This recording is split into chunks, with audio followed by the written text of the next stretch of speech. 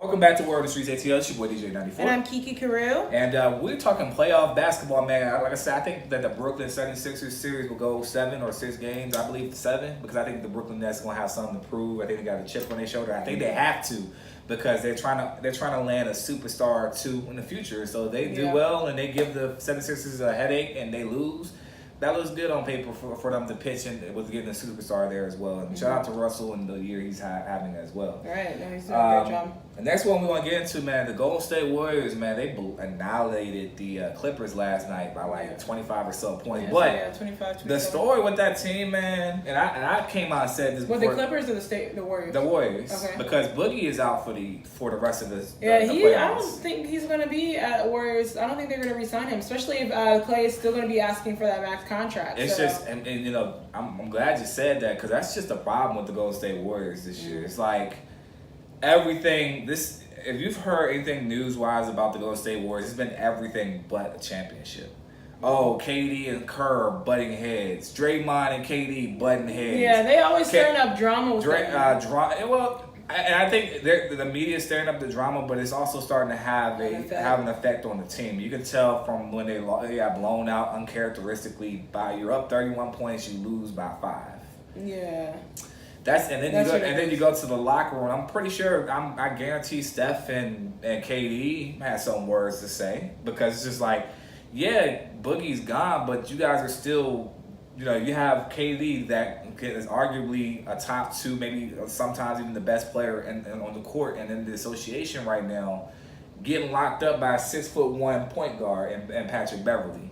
He didn't lock him up this past. He didn't lock him up. The first game he did for sure. The first couple games. They were going back and forth for sure. And then you got 2 techs, and then you got fouled out in game 2, and it's just like you can't do that, you know. And I think this is the stuff we're talking about with KD. With why it's hard to put him like we see him. I think a lot of people do see him as the best player in the world, but then he does stuff where it's like, I still see him as number 2 because this is the thing like.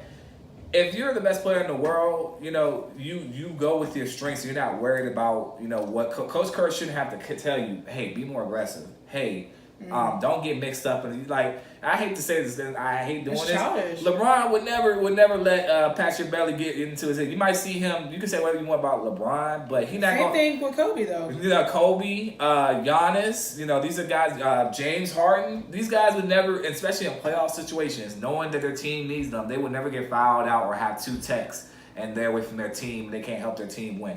Yeah. Golden State's standard is a championship or nothing. So right now it's compromised because you're missing Boogie, but you have no excuse still. You have 4 other people that are very capable and all-star and superstar caliber. You had the same people you had when you won the previous championships. You didn't have Boogie. You didn't have KD, to be honest. So it's not that they cannot do it. It's just like these little, like you said, fouling out, technical fouls, blowing leads. Like that is at home too. Like blowing leads. Like I would never understand. Like I was very shocked about that game. Like 31 points is a lot of points too to blow. Like it's not like 20 or 15. 30 points is several. At least 20 possessions. I'll tell you, man, I said this at the beginning. I don't see the Golden State Warriors three-peating this year. I have them getting to the finals, of course, because that's just, what team do you see if you don't see them? I think the East is just that much stacked this year. The Rockets who are they playing? The Rockets are playing the Utah Jazz, and they're about to sweep the Utah Jazz. Yeah. So honestly, I hope Harden is able to get it because like he's been very consistent we'll get there. Elevating. We'll get there with them, but I think This year matters for KD because if you can't get it done this year, it's not good for your legacy, dude. And it's just like you have so much. I think this team has too much mentally going on with them. You can tell like they have the talent is always going to be there. When they decide that they want to focus and turn it on, last night happens. They blow the team that they're supposed to blow off the floor. When they get into these mental lapses and you know, everybody on different pages. You got Steph up here. He cold. He's still shooting. And you got KD. He over here, you know, he's not the best playmaker, but he's out here not, you know, sticking to what makes him great, which is his shooting. You know, you over here making ill-advised passes to, you know, Steph Curry's double team.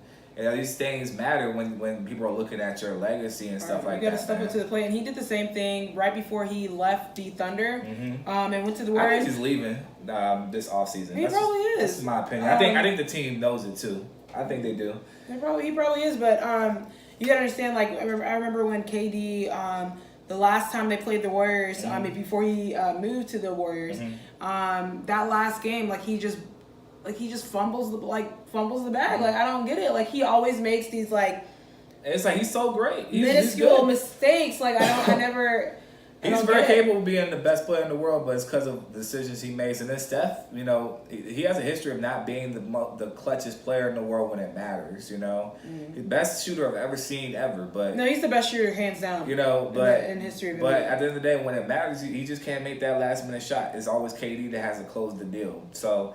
Hopefully they get it together. I think it's going to be a gentleman's sweep. I think they're going to end the series 4-1 against the Clippers because they're just done with the media circus that surrounded them losing to them. So I think now that the media gave them that momentum and that kick in the butt they needed, I think they're going to finish this series off. But they have to play Houston next series, and that's going to go at least 6. I think Houston is still 2 games, but. We'll see. I think the Warriors will still go winning against Houston because Houston's going to miss Mba Mute and their defenders from last year, Trevor Ariza, that they lost. Next up, we got Portland and OKC. Portland's up 2-0. These are both legacy games real quick, man, because when you talk about point guards, Dame Lillard doesn't come up as much as he should. I think this year's been a lot about statement for him. Like, he wants to be in that spotlight of I'm the best player, I want my respect. But on the flip side, Russell needs to get out of the first round for his legacy, or he's gonna be known as the point guard that rode Kevin Durant's coattails all these years, and this is why Kevin Durant left him, because he can't win. You got Paul George, and you haven't been shooting well this year. You probably shouldn't be jacking up ill-advised threes. You should be trying to distribute. You should be trying to distribute. These are the same Unless issues. it's wide open, do not take the 3. I don't know. And he hasn't been the best 3-point shooter. This year, he's shot 21% from 3 or something like that. It's been his worst 3-point shooting year ever. I don't know what's going on there, but it's you got Paul George he's been having his career year this year, and you're not getting him the ball. You're not sticking to what got you there. You're trying to play hero ball, and now this is what people were talking about with you. And I feel bad because Russ is the most, when it comes to effort and when it comes to hard work, he's the most complete player when it comes to that. But he's never going to be given that credit with the elites if he gets exposed or if Portland beats him in this series. And I think it's what is the tie right now? It's 2-0. Portland's up 2-0. They've won both their home games. Now I'm not concerned because I think Russell can come back home and win both games. But if they don't, if they split with Portland, the series is over. It's gonna be 5. It's gonna be a 5-game series, 4-1 for Portland. They're gonna go back home and close the deal. But that I just don't like it for Russ because I think Russ is too good of a player to not advance. But I like Dame, so this is a very conflicting series. Unfortunately, I just feel like if Russell doesn't pick up his slack and plays like a natural point guard, then they're gonna go home. Pass the ball, movement, circulate. It's gonna go home. You have too many weapons on this team to be stunting their growth because you're not. And it goes back to I'm gonna take it here. It goes back. Remember when they traded away James Harden for him?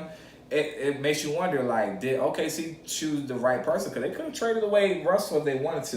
This franchise put everything on you. So now you got to come through. You have to produce. And he's been producing in a consistent level when it comes to stats, in triple-doubles and things like that. But now it's playoff time. You got to think.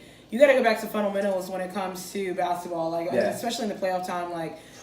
You got to pass the ball. You got to move. You got to move in the court. You got to screen, pick and roll. You got to rebound. You got to. There's a lot of defense is really the most important thing. And especially in NBA, they take it for granted. They don't even do that shit anymore. Yeah, they don't even. I don't even think I've seen an NBA game and playoff time press. Yeah. I don't think I've ever seen that, and I don't understand why. Because especially when you're down, press the ball. Are you guys too old to move like that? I'm not understanding. I have no idea. I've never even seen. I don't even think I've seen an NBA team do a man-to-man zone. What are There's so many things that NBA strays away from that makes basketball, and they don't do it anymore, and it's really sad. I just don't get it. I think they're too good. Just guard your man. There's no help defense. There's none of that. There's no offensive rebounding. People don't take offensive rebounding seriously anymore. Look, you can get all a post or anyone can get all their points off of offensive rebounds. Yeah. And not have to be a person that can shoot the ball. So, if you just go back to the fundamentals and work as a team, like you can get there. So I think so too. In the last 5 minutes, man, we got Boston. They're leading the Pacers too. I have that being a sweep.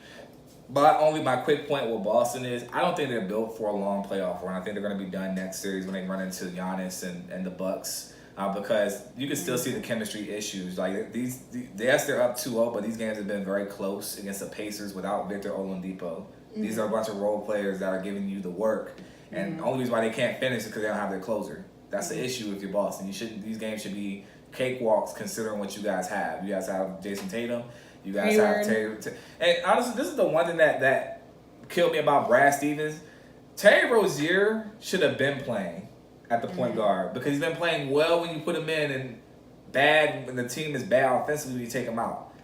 Coach Brad Stevens, that should have been an adjustment you made moving Kyrie to the 2 because he's more of a shooting guard than he is a point guard. Especially pull up. He's a hybrid, point guard. He's not. He's capable of assists, but stuff will tell you that Terry Rozier can orchestrate and get his when it matters. So we'll see what happens there. I don't think that Boston is built for a long run. I think they'll be out in the semifinals.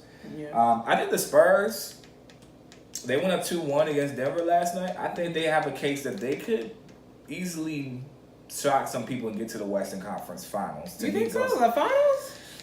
The Western Conference Final, not the finals. Okay. I think they can play Golden State and that's it. But I say that because outside of Golden State, they didn't have Kawhi Leonard. They have DeMar DeRozan. He's not Kawhi Leonard, but that's a star. Now that they have a team and you have this guy White that's looking pretty good for them. He's played some pretty good minutes and also giving them good production on both sides of the court.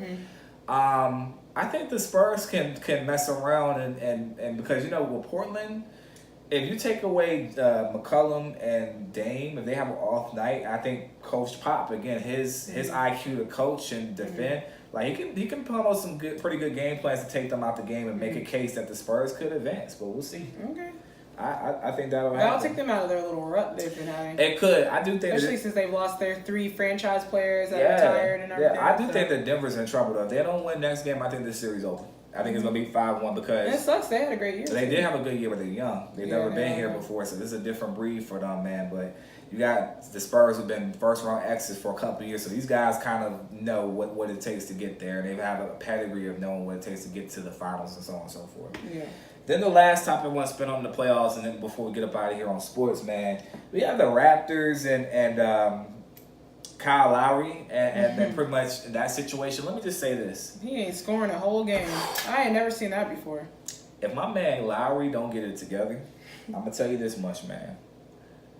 Your boy Kawhi definitely leaving if they don't make it to the finals at least, and Lowry might be very well on his way up out of there. You don't know what you're getting from Lowry from night to night. He had a decent game last time, and they beat the Magic like they were supposed to, and then Lowry lays an egg in the first game and makes DJ Augustine look like a damn all-star. I don't know, but I just say this, man. I do want Lowry. I think he should play well. I think he's a good player in the regular season, but he's too good to be playing like this. I will say this. I think.